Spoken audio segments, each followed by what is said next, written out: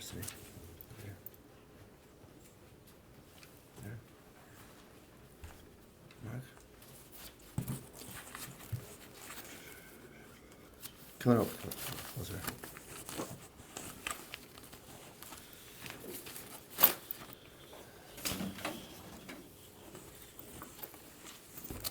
Come on in a little closer. All right, sound check. I'm Jeff Anderson. I am one of the lawyers that am here today, standing with three courageous survivors that appear here, and a fourth who is also standing with us in having brought this lawsuit. And this lawsuit is against every Catholic bishop in Illinois and the conference, their organization, that each of them are a part of, in a conspiracy of silence, a conspiracy of secrecy, a conspiracy of self-protection and scandal avoidance that is causing a hazard and a danger in real time today.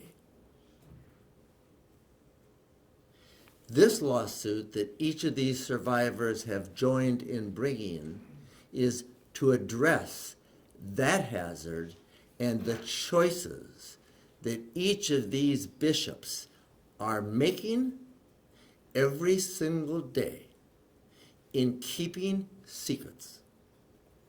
Those secrets are the names of the offenders that they know to be in and out of ministry.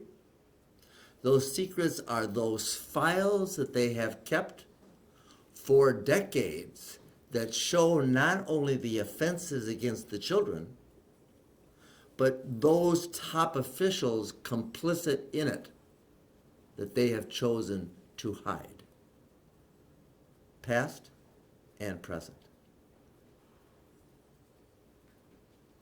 This lawsuit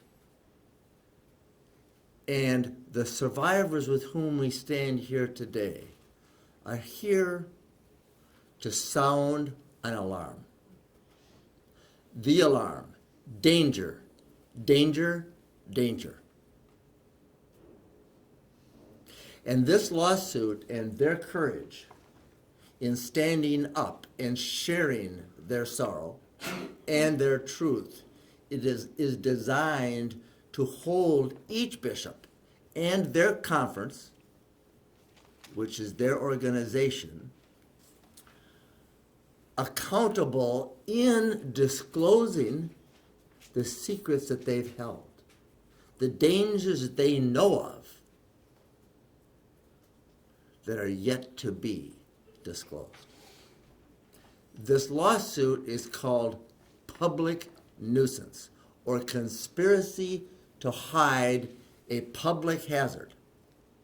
And the hazard is not just the offending priests, past and present, but those in positions of power that are complicit in those crimes, top officials. This lawsuit seeks the excavation and requires the disclosure of all of that information. Now, the Catholic bishops in Illinois have said, at least some of them, well, we've made some disclosures. And in a settlement that we made with the Archdiocese of Chicago some years ago, there were disclosures made of offenders they knew to be credibly accused. And when I point to, and Cindy, why don't you move over for a moment, stand right here, when I point to the Catholic bishops here, the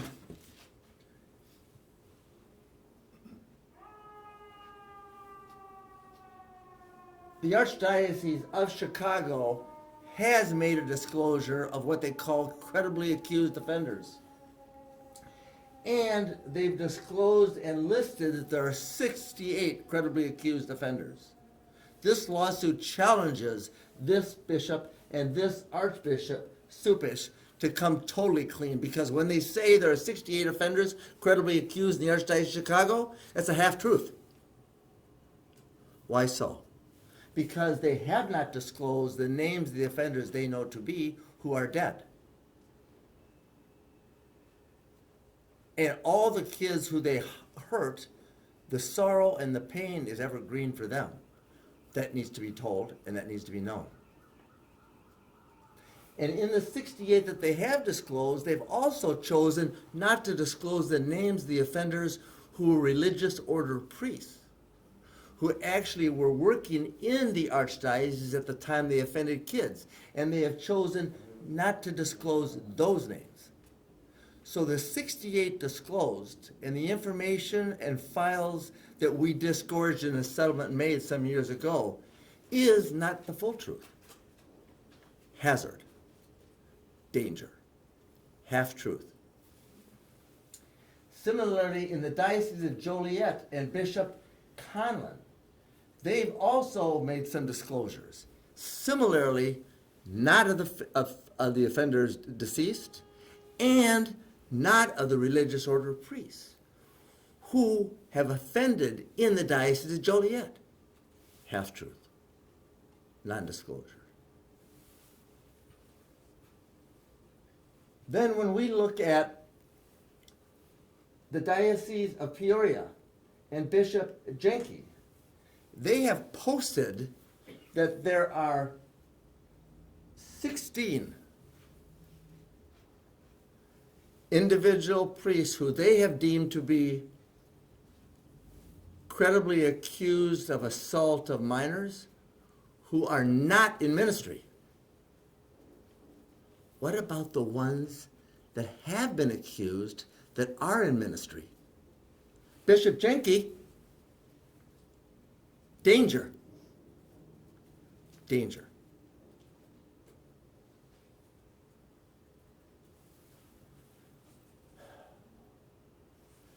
We have 3 other dioceses. We have Bishop Braxton in the Diocese of Belleville. Not one disclosure made by that bishop or his predecessors listing those that they've deemed to even be credibly accused. Nothing. Silence.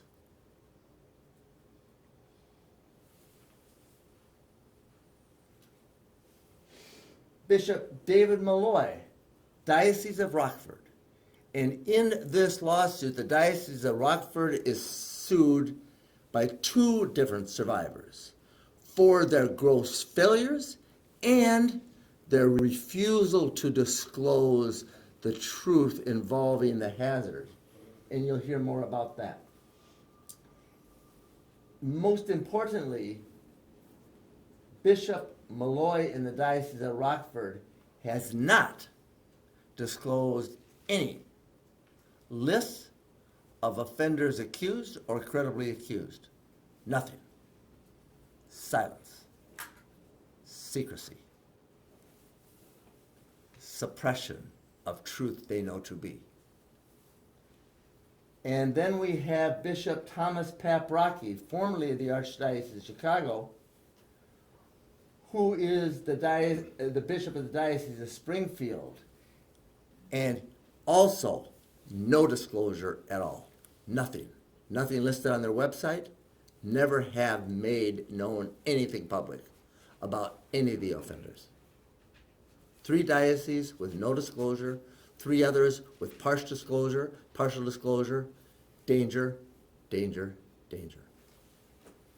When we refer to Bishop Paprocki, we also see not only in their actions and the choices they've made to keep secrets, we see in their words an attitude.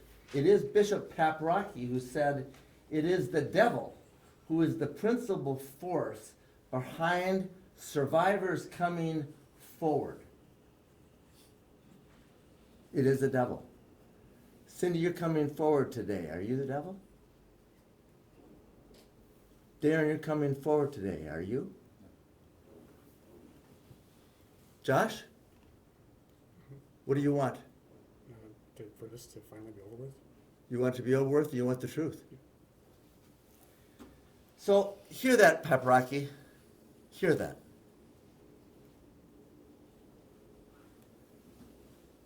Archbishop Cardinal Blaise Supich, fairly new on the scene in Chicago, but it's also the same Cardinal Archbishop that said to the community of faith in the public, more recently, quite recently, that the Pope has a bigger agenda than abuse. To get on with other things, and we're not going down a rabbit hole. Those are his words. This lawsuit, and these survivors are standing here today to demand the truth. That this isn't a rabbit hole and they're not the devil. All they want is the truth known so that kids can be protected. And they want these bishops to come clean and stop hiding and concealing the actual truth and the danger that is present in real time. And so, with those words, I'd like to start with you, Darin, and have you come forward and introduce yourself. And Cindy, stand with me here. Hi there, I'm Darin Buckman. I was sexually abused by Father Anderson probably 38 years ago. Hold up that picture of yourself. He took away my manhood and my childhood. I knew I had to come to this so no other one child would be sexually abused again, especially in the Catholic diocese. I'm very fortunate to meet some other survivors, and I had called the lawyer, Jeff and Marc here, probably about 2.5 years ago, and I am still waiting for a response back from Peoria. Darin, you are holding a picture of yourself as a kid. At the time, you were violated by this priest, John Anderson, right? Yes. John Anderson is alive. John Anderson is retired with faculties.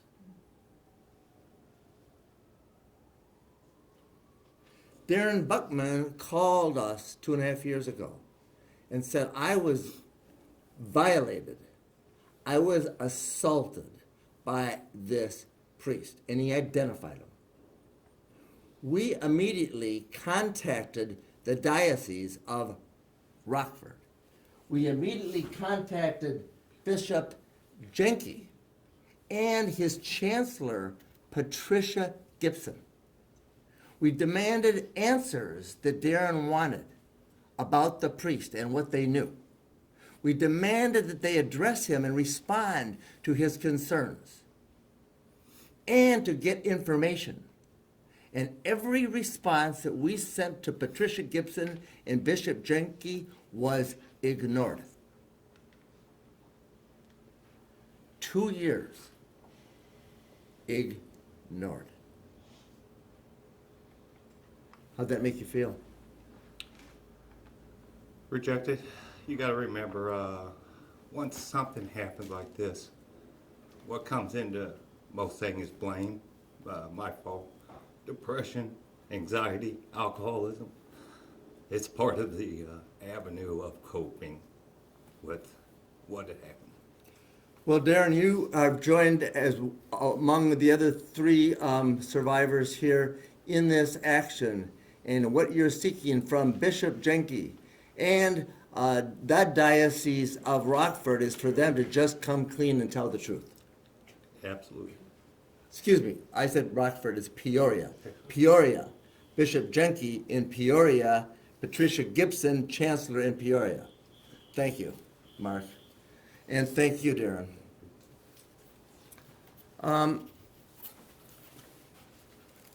Cindy, I'd like you to come forward and introduce yourself, and then Tell us more. I am Cindy Yesko, and this is me at 6 years old,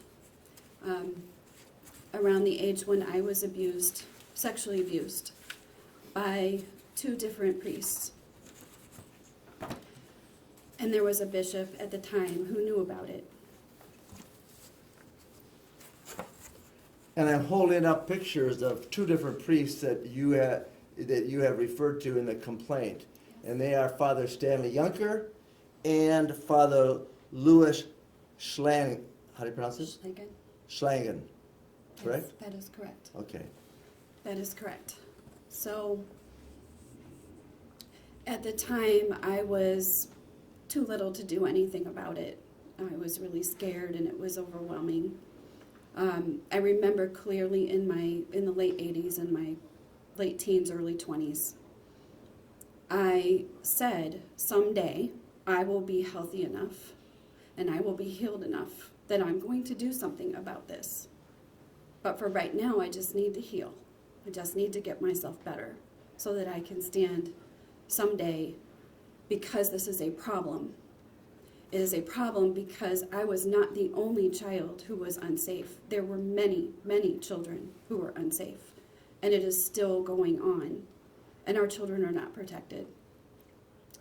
And so in 2006, I went forward to the bishop in my diocese where this happened. And this is the Diocese of Springfield. Yes. And it was then Bishop Lucas.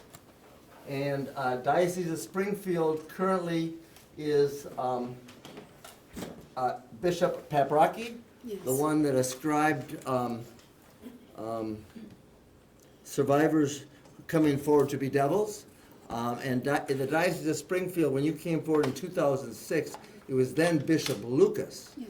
What was the response of the diocese and the bishop to your truth that you were willing to share with him as an adult in 2006? So I shared my entire story in 2006 in the summer. And it wasn't until summer of 2007 I got any response. And the response was, we want you to have a meeting with Bishop Lucas, and it's going to be an apology and an acknowledgement. And I went into that meeting prepared for that.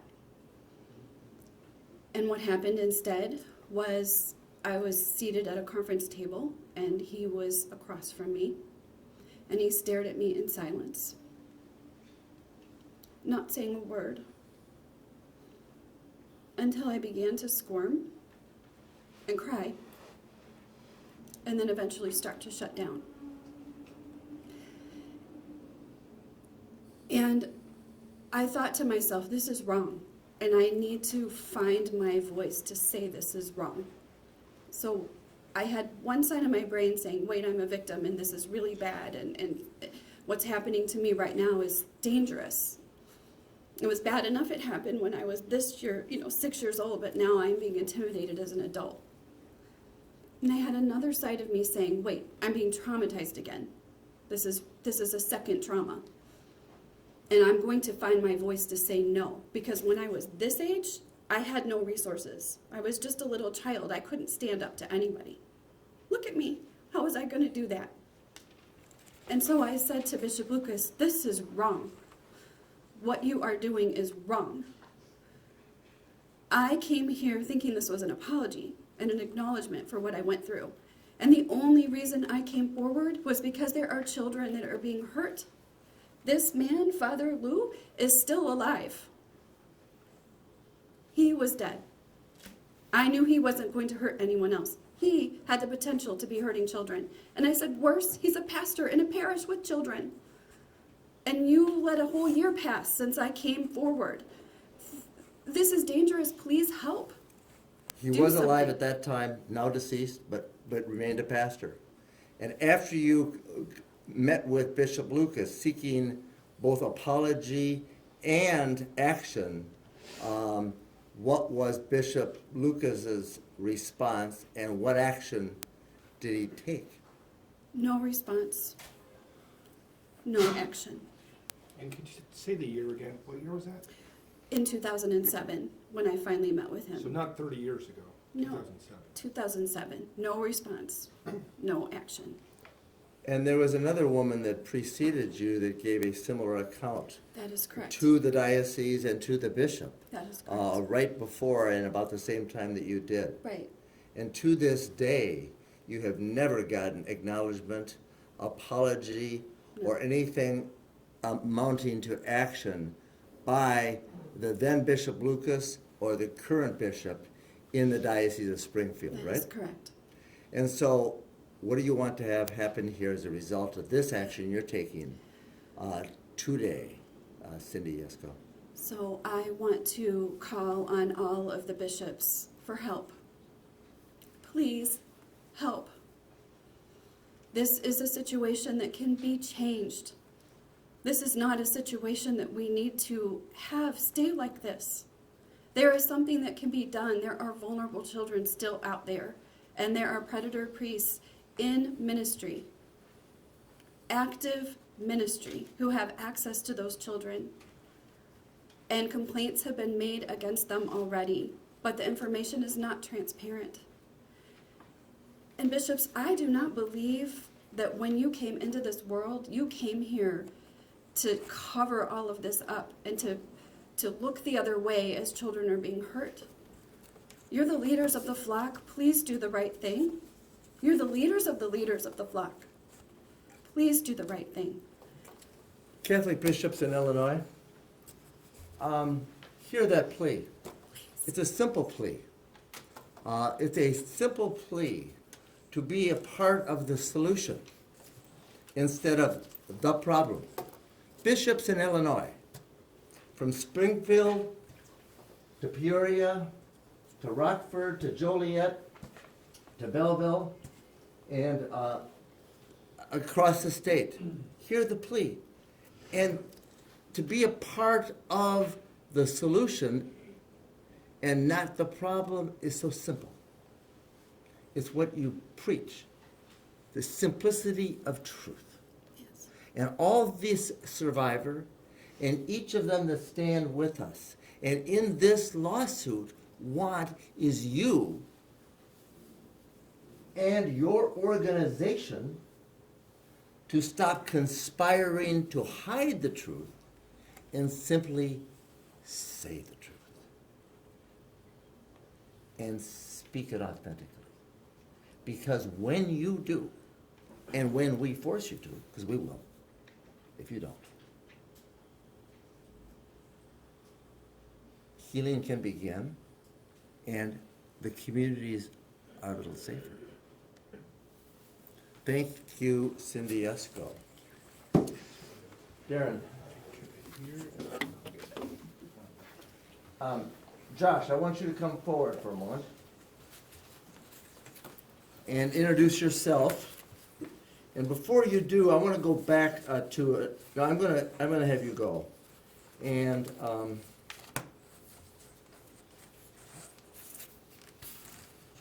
do you have your picture? Why don't you grab that?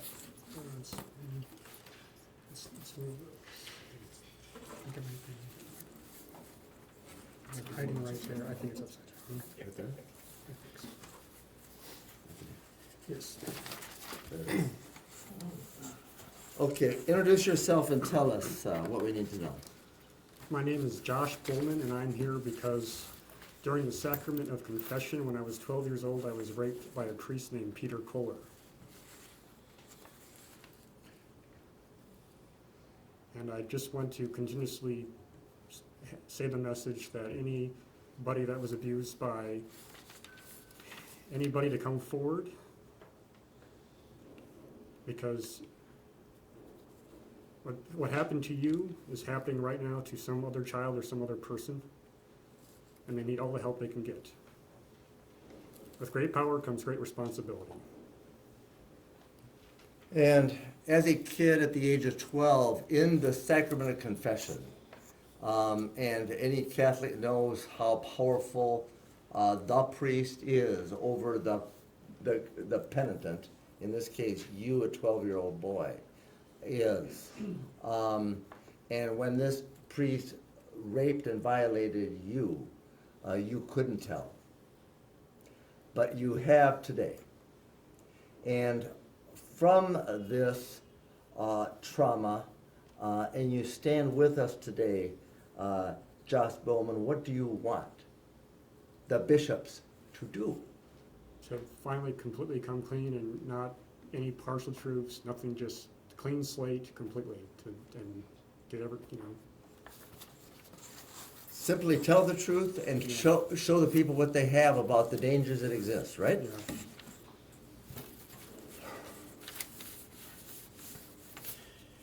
Anything else you want to share with us? No, thank you.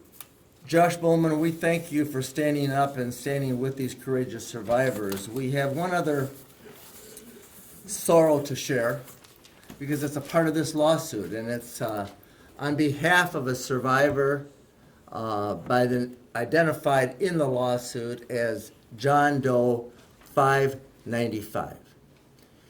He's not identified because he made the choice to stay private and preserve his own privacy.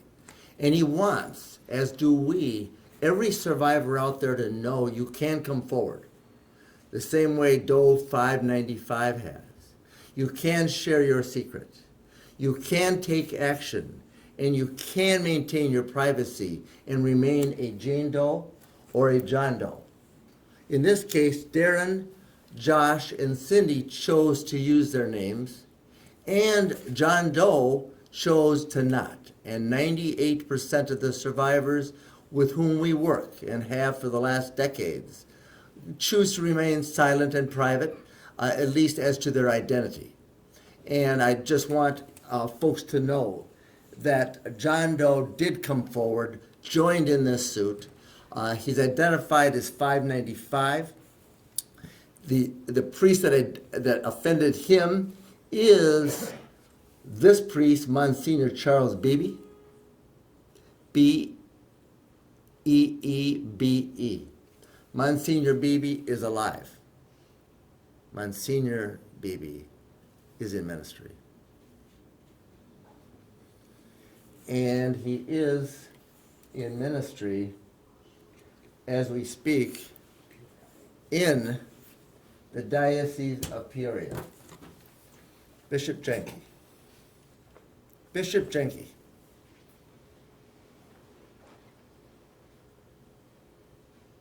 How dare you?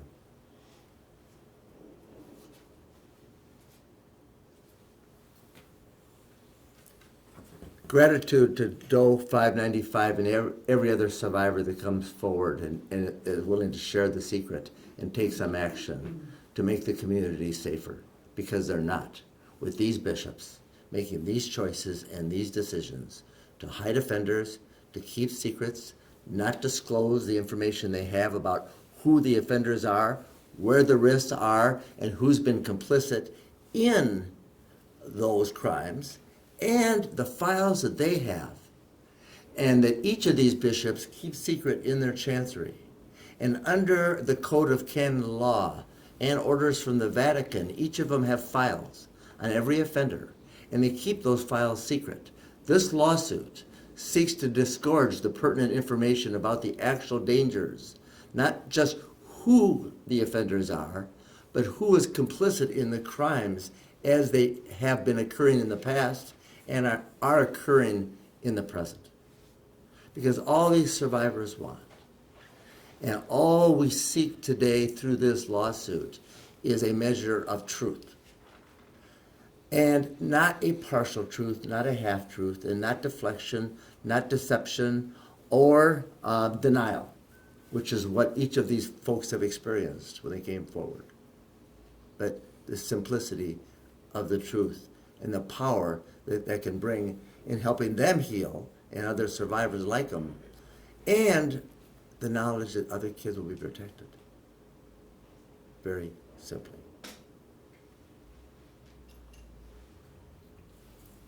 Marc Pearlman. Thank you. My name is Marc Pearlman. I am honored to be here with these very courageous survivors today on this very, very important day. I just have a few comments to add. A couple of months ago now, the grand jury report from Pennsylvania came out, and the reaction from the public was shock. And frankly, Jeff and I, and those that we represent, the survivors, weren't shocked at all. The only thing in that grand jury report were things we've known for decades. The grand jury report from Pennsylvania set out the playbook. And you could erase the name Pennsylvania and put in Illinois, because it's the same playbook these gentlemen follow. And if we were in New York or California, it's the same playbook. This has been going on for decades. And people have been aware and are outraged by the perpetrators of these crimes, as are we. Equally disturbing, if not more disturbing, is the fact that the people in leadership, these gentlemen who knew about it, allowed it, transferred these perpetrators to do it more again and again and again, and lied about it. That's more disturbing. These gentlemen are supposed to know better. We know that 1 of 5 children, 20 out of 100, is sexually abused. So whatever number's out there, multiply it by many, many times. And those statistics are skewed because we also know that of the 1 or 2 of 20 that come forward, in minority cultures and populations, the number's far less in the African American community, in the Hispanic community. And today is about protecting children, making sure these gentlemen do what they're supposed to do, and reaching out to all those that are suffering in silence to let them know it's safe. You could come forward, you could use your name or not use your name. But there is a community out here ready and prepared to stand with you and help you. Thank you. The grand jury report in Pennsylvania referred to a playbook. That same playbook is employed by every bishop across this country and has been used and continues to be in so many ways by the Catholic bishops in Illinois. Thus, their whole organization is sued for conspiracy here in maintaining a public nuisance, past and present. I think it needs to be noted that while the Archdiocese of Chicago, under a settlement that we made with them 5 years ago, where they disclosed a whole bunch of files and disclosed a whole bunch of offenders, that was progress, and we made that deal with them. But it also needs to be known today, and said today as it is in this lawsuit, that their disclosure of 68 offenders credibly accused is not enough. It's a half-truth. In the Archdiocese of Chicago, the Archdiocese of St. Paul, Minneapolis, when we sued them for nuisance, for just as these survivors did, at that time they had disclosed 30 offenders. By the time we got to court and got a court order requiring a full and complete disclosure, the number went to 91 or 99.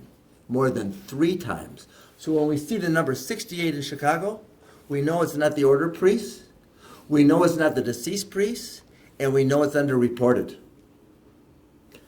Same goes with the Diocese of Joliet. They've identified 35. We know it's underreported. And how many is it as important as what they're going to do about it and what we're going to make them do about this. Similarly with the others, the disclosure made by the Diocese of Peoria and Bishop Jenke in saying there are 16 not in ministry, well, what about the ones that are? BB is one.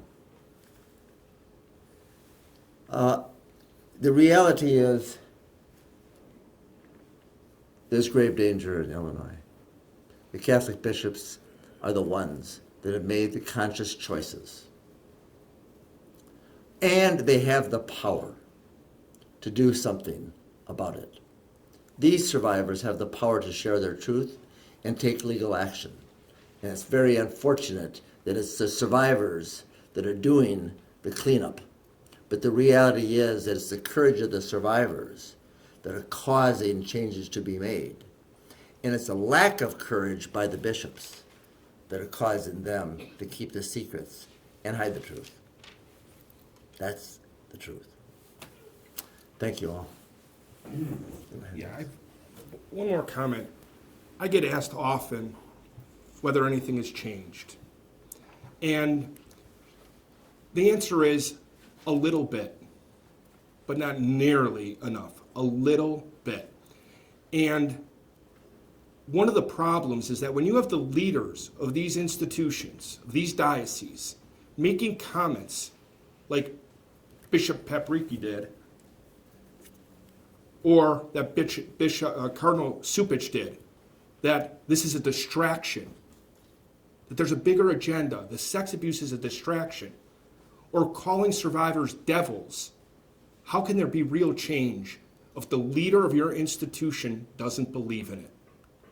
And until they come clean, own it, and stop making those kind of comments, no real change is going to happen. This has gone longer than we expected. We'll open it up for questions. In Illinois, the Attorney General has sent a task force with me. Have you been in contact with her? Are you aware of any progress, and are you working with her as part of that? So the question is, in Illinois, the Attorney General has set up an investigation and a task force, and it appears to be quite rigorous. And the question is, are we working with them? Yeah.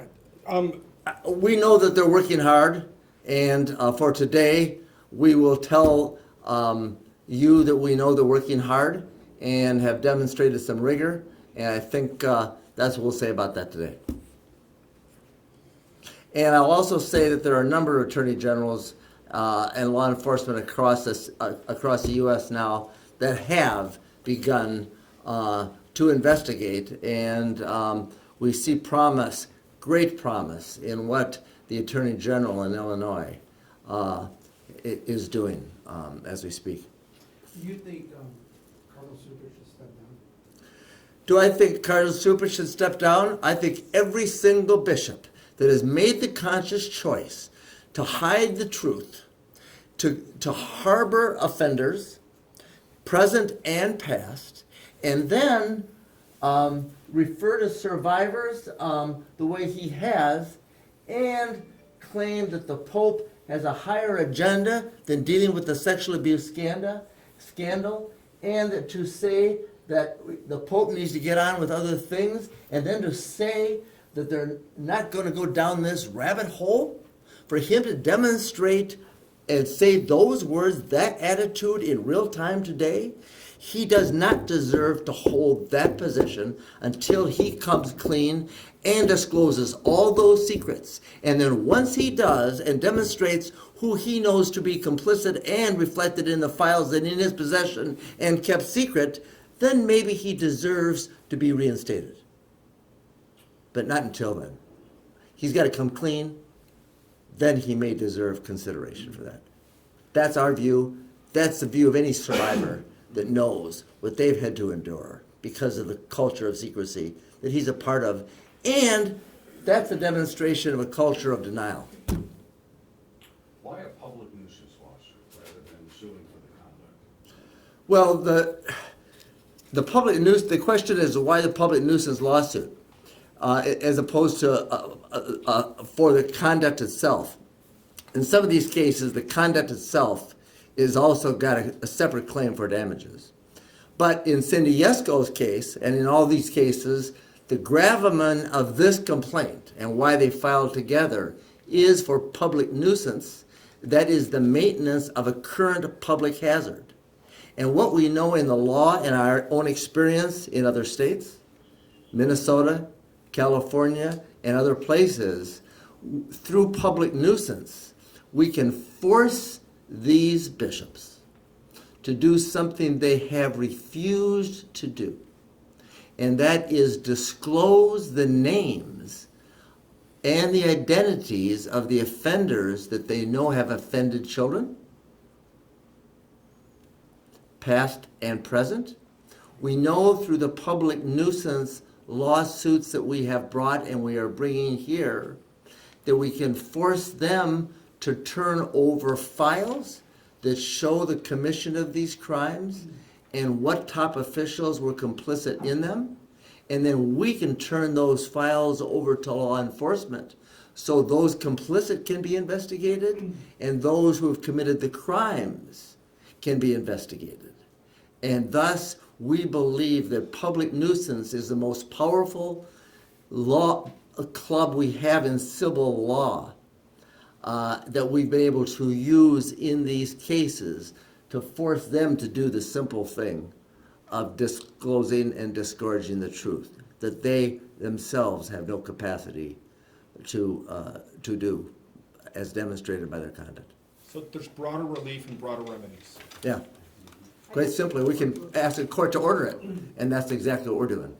With the Darin. police in Peoria, since he's alive, has he ever been investigated for sexual abuse, and should he be arrested and prosecuted for that? Well, the priest that's alive in Peoria, Beebe, who has just been outed here today, should he be prosecuted and should he be investigated? And should the Diocese of Peoria and Bishop Jenke and Patricia Gibson, the Chancellor, come clean about that? Of course, that's what this lawsuit seeks. And action is required. And kids aren't safe while they're continuing the secrecy. I know Darin touched on it, but can some of the survivors talk about how this, how the abuse has affected their lives going into adulthood and how it's affected today? Well, one of the things we've chosen to do today, and the survivors chose to do today, is talk about why they're standing up and why they chose to bring this action, working with us, to address that instead of individually talking about the horrors they've lived and endured. Just how it has affected them. Yeah. I'm not asking them to go into details of what happened to them, but how it's affected them to this day. Well, I think I'd like one of you to talk, Cindy, about how it's affecting you to this day, knowing that they're doing what they're doing. Why don't you address that? So I already shared that when I was 20 years old, I said, I'm not healthy enough, I'm not healed enough to do something about this. I need to get myself better. Because this devastated me on all levels, mentally, emotionally, spiritually, physically, every which way. But that's when I was 20. And how it affected me is I woke up every single morning saying, God, help me heal more today so that I can be ready when that day comes. When I get to stand somewhere. I don't know where, I don't know how you're going to make it happen.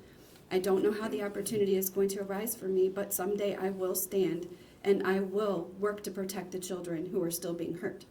And so it affected me by igniting a passion in my heart to protect kids that I don't know if I would have had otherwise. Maybe, but this pushed it along to the point where I am passionate that this has to happen. Children do not need to get hurt this way. It's a lifelong sentence of healing. And Cindy Yesko, it deserves to be emphasized that your suit in this case is for the public nuisance only. Correct. Does not seek any damages. Correct. But seeks only abatement of the nuisance. Yes. And that means demanding that the court order them to comply with orders of disclosure and to come clean. And to that end, as you know, they're keeping secrets. And as you know, Bishop Lucas denied your plea for acknowledgement and stood silent and continued as he had in 2006 and 2007 to the present. How is that affecting you today as you work on your own recovery, knowing that he chose to ignore you then, and the bishop currently continues to the same practices he employed when you came forward? So I absolutely love the Catholic Church. It is my heart's home. I was not the kind of kid who went to church and just tuned it out. I memorized everything. And I said it back to myself, and I said those prayers in earnest. And when those blessings came on me at the end of Mass, I knew that they were for me from God, from my God. And how this has changed me is I don't have a safe home anymore in my church. The church is not the building, and it's not the people. It's much bigger than that, thank God. But I can't worship in the building the way that I used to be able to before I met with Bishop Lucas. I went to him in full faith that he would do something. I was absolutely shocked at the response. I expected him to take action. I was beside myself after that. And I realized the church is not safe for anyone anymore. Because I think about the priests who are in there. There are innocent priests who are not part of this, who are being looked at sideways as well. Nobody knows what's safe and what's not safe anymore. So you continue to worry. I worry all the time. And this is a final note, and I want to make it because one of the cases here also names the La Salette Missionary Fathers. They are members of a religious order, and it was the priest that abused you, Josh. Correct? Yes. And it was that priest that abused him that was a member of a religious order, the La Salette Fathers, in the diocese at the time, assigned at the time. So this lawsuit also seeks and requires them to come clean, not only with the history of the offender we know violated Josh, but any other they know to be, and their files. And so this is an exhortation and a warning to all the other religious orders who have priests assigned in all these dioceses in Illinois, because there are a lot of them. Come clean. Make the disclosure. Because if you don't, the survivors and we are coming at you until it's done. Because kids aren't safe until you do. Thanks all.